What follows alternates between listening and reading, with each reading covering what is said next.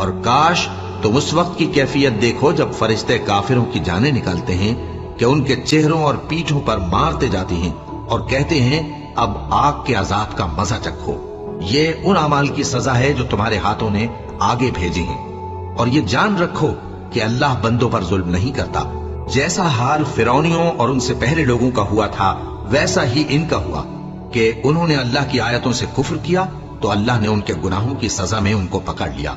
बेशक अल्लाह जबरदस्त है, सख्त अजाब देने वाला है।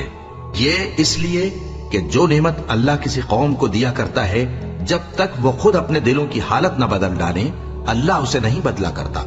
और इसलिए कि अल्लाह सुनता जानता है। जैसा हाल फिरौनियों और उनसे पहले लोगों का हुआ था वैसा ही इनका हुआ। उन्होंने अपने परवरदिगार की आयतों को झुटलाया तो हमने उनको उनके गुनाहों के सबब हलाक कर डाला और फिरौनियों को डुबो दिया और वो सब जालिम थे।